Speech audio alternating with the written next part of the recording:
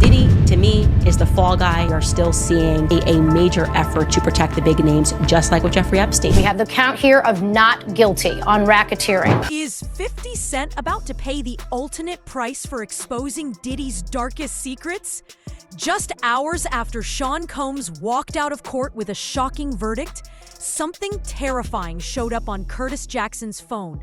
A message. Short, direct, and deadly serious. This wasn't from a random troll or internet hater. According to people close to the situation, it came from someone with direct ties to Diddy himself. And it hit Curtis's phone exactly 3 hours after that courtroom verdict was read. But before I show you what that message said and why it has the entire industry shaken, you need to understand what went down in that courtroom. Because without that context, you won't grasp just how real the danger is right now. For months, the entertainment world believed Diddy was done. He was facing life behind bars, racketeering charges, trafficking, and more. Prosecutors thought they had an airtight case, the kind of case that buries you. Everyone was expecting a guilty verdict that would send Combs away forever. But then it happened. A verdict no one saw coming. The jury came back guilty on a couple of charges. Transportation for prostitution. But the big one, the RICO charge, the one that could have destroyed him, thrown out. Just like that, Diddy dodged a life sentence. Now, instead of facing decades behind bars, he's looking at a max of 20 years. And with appeals and good behavior, he could be back even sooner. The second that verdict dropped, the entire energy shifted. Diddy wasn't a man backed into a corner anymore. He had hope, a future, and most importantly, a score to settle. And that's where Curtis Jackson comes in. See, the feud between 50 Cent and Diddy isn't just rap beef. It runs way deeper. And it all started years ago at a wedding. An encounter that Curtis says changed everything. My heart is with Cassie. She and all the women that testified had to sit on the stand while the world has debated their credibility. And it all started at music executive Chris Lighty's wedding. That's where Diddy allegedly approached Curtis and said something that left him deeply uncomfortable. According to 50, Diddy leaned in and told him, "I'll take you shopping." Now, to most people, that might sound harmless, but it was how he said it and the tone behind it that instantly rubbed Curtis the wrong way. He later admitted it made him feel like he was being spoken to like a woman. And in hip-hop culture, that kind of subtle disrespect, it cuts deep. That moment planted a seed, one that would grow into a decade of mockery, ridicule, and relentless personal attacks. Soon after, 50 Cent began to fire back publicly. He started making jokes about Diddy's sexuality, posting cryptic memes and captions that questioned his masculinity, always walking the line between comedy and character assassination. To the average fan, it looked like typical rap beef, but insiders knew better. Curtis wasn't just clowning around. This was calculated, strategic. Every comment, every interview, every meme was designed to chip away at the carefully crafted image that Sean Combs had spent decades building. And it was working. But things escalated even further when 50 Cent decided to take this trolling and turn it into a business. That decision, that's what pushed this feud from petty to potentially dangerous. Earlier, I talked about the people that are very, very close to Diddy know the most, whether it's bodyguards, drivers, and then the woman he called his right-hand woman, Christina Quam. When the sexual assault lawsuits began stacking up against Diddy, Curtis Jackson saw an opportunity, not just for justice, but for profit. He quickly announced plans for a documentary series titled Did He Do It? A bold play on words that promised to expose everything the public hadn't yet learned about Sean Combs. But this wasn't just about entertainment anymore. This was 50 Cent setting himself up to capitalize, both financially and reputationally, on the downfall of his longtime rival. Now, I will show you the threatening message in just a moment. But first, you need to understand exactly why this documentary project is so dangerous for Diddy. What started off as a headline-chasing exposé has now morphed into something far more serious and far more threatening than anyone initially imagined. At first, the series was a way to ride the wave of scandals surrounding Diddy's legal troubles.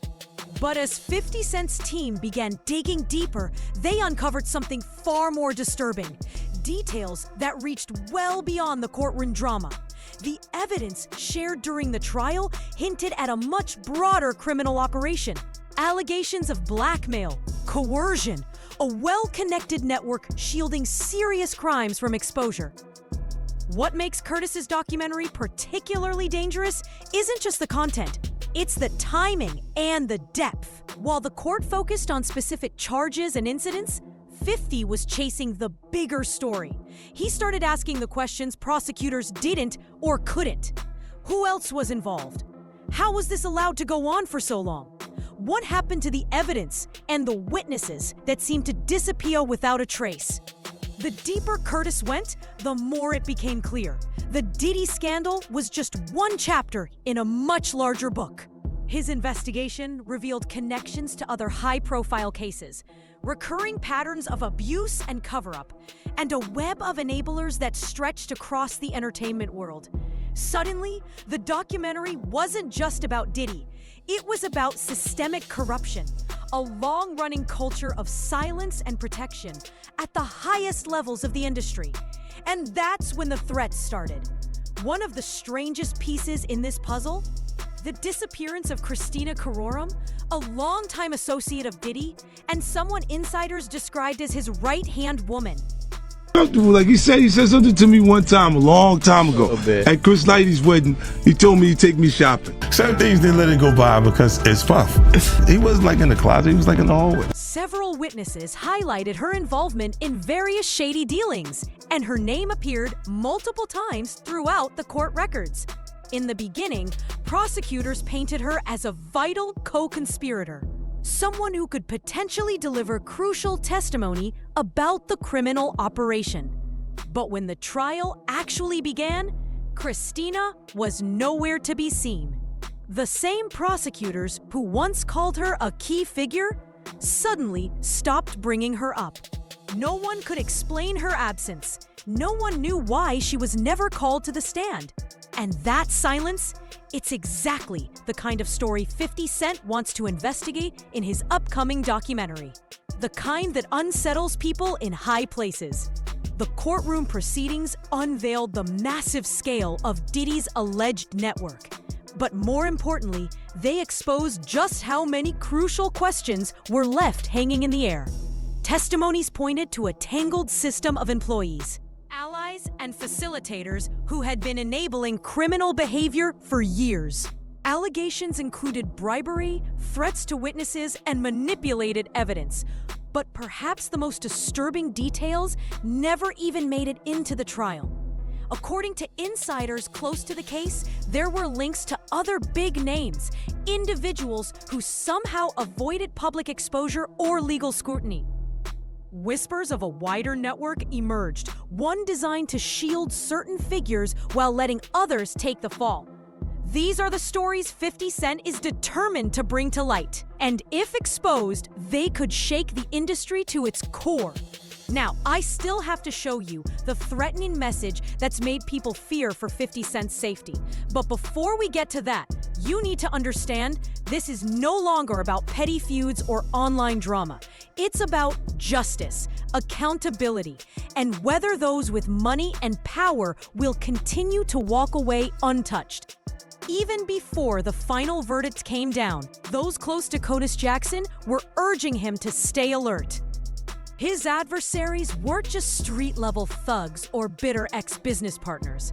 These were people with deep pockets, political influence, and the means to make serious problems vanish. When 50 joked online about Diddy, he was already walking a thin line. But the moment he vowed to uncover secrets the industry has long buried, he stepped into dangerous territory. Territory from which there may be no return. The entertainment world is watching this unfold with intense focus because the outcome could set a major precedent for how cases like this are handled moving forward. If 50 Cent steps away from his documentary, it sends a chilling message that some stories are simply too dangerous to tell. But if he pushes ahead, even in the face of threats, he might just inspire others to come forward with what they've seen and experienced over the years. The stakes? They couldn't be higher for either man. What makes this situation especially volatile is that Diddy now has something he didn't before: hope. When he was staring down the possibility of life behind bars, he had nothing left to lose. But now, having avoided the most serious charges, he has everything to protect. A successful appeal could trim down his sentence. With good behavior, he might walk free far sooner than anyone predicted. And that gives him reason to clean up unfinished business and silence anyone who might stand in his way. The documentary that Curtis Jackson is working on could be the detonator, exposing a deep-rooted web of corruption that stretches far beyond what the courtroom ever revealed. But that same film could also put a target on his back, especially from those who have everything to lose if the truth gets out. Which brings us to the message, the one that showed up on 50 Cent's phone just hours after the verdict was announced. I told you I'd show you exactly what that message said. ... And once you hear who it came from, and when it was sent, you'll understand why everyone is so concerned about Curtis Jackson's safety. But before I reveal the message itself, let me take you back to a moment that proves Diddy had been thinking about harming Curtis long before any courtroom drama or documentary threats. During the trial, a former assistant named Capricorn Clark gave a testimony that should have raised alarms. She described an incident from years ago, something that in hindsight feels like a clear warning sign. It happened at an MTV event where both Diddy and 50 Cent were present. At that time, both men shared the same manager, Chris Lighty. According to Capricorn, she stepped into an elevator with Diddy and Lighty. That's when Diddy began venting his frustration over the ongoing feud with 50 Cent. But what he said next? Chilling. As per sworn statement, Diddy turned to Chris and said he didn't care much for all the back-and-forth games, but he did like guns. Capricorn made it clear Diddy wasn't joking. The tone, the timing, the context, it all pointed to one thing. He was hinting at violence. Not playfully, not hypothetically, but with real intent. That moment alone confirmed what many now suspect. Diddy had considered taking action against Curtis long before this legal firestorm began. When this testimony hit the public, 50 Cent responded the only way he knows how. He posted a tongue-in-cheek, AI-generated photo of himself looking terrified, joking that he'd be hiding out at a playoff game. But those close to him, they knew better. They knew the joke masked real concern. Back then, most believed Diddy was headed for a life sentence. But now, he's dodged the worst of it. He's got something to fight for. And that changes everything. The message that landed on 50 Cent's phone after the verdict wasn't random. And it definitely didn't come from just some fan or internet troll. Its timing, origin, and chilling wording all pointed in one direction. Someone with insider access and a direct line to Diddy himself. And now, here it is. The very message that has the entire entertainment industry worried for Curtis Jackson's safety. The threat came from a burner account, one that had been silent for months, completely inactive. But exactly 3 hours after the verdict was handed down, that account suddenly sprang to life. Just one message, just 6 words. Tell Curtis, I ain't done yet. 6 simple words. But for anyone familiar with the long, bitter history between these two men, the meaning was unmistakable. This wasn't just a petty jab. This wasn't rat beef. It was a veiled warning, one that spoke to survival, reputation, and power. The kind of power that can destroy lives quietly and permanently. The timing alone says everything. The message dropped 3 hours after the verdict. which means whoever sent it had immediate access to the courtroom or someone inside. That rules out random trolls or overzealous fans. This came from someone with serious reach, someone capable of planning and timing this message with precision. The fact that the account had been dormant, only to awaken at that exact moment, reveals deliberate coordination.